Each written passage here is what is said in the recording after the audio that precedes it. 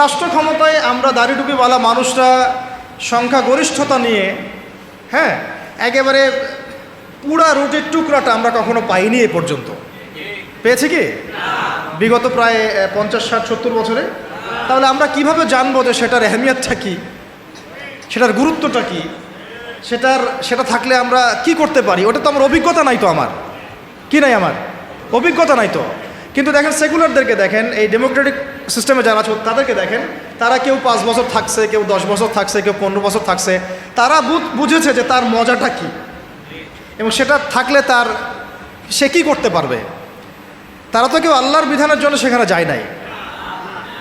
কেউ গিয়েছে ধরেন যে 10 বছর লুটপাট করেছে, জুলুম করেছে, দুর্নীতি করেছে, বিদেশে টাকা পাচার করেছে, যে মেয়েটাকে পছন্দ হয়েছে উঠাই নিয়ে আসছে, ঠিক আছে, চুরি করছে, ওই ক্ষমতা কাজে লাগায় সে হল দখল করছে, জমি দখল করছে, ব্যাংক দখল করছে, কোম্পানি দখল করছে। সে ওই মজাটা বুঝছে আর কি, যে ক্ষমতার মজা কি। ওর অর্থে মজা বললাম আর কি, ঠিক আছে।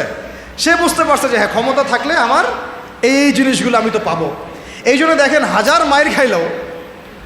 বার মাইর খাইলেও, নেতাকর্মী জীবন দিলেও সে ওই রাজনীতি থেকে সরে যায় না, তাই না?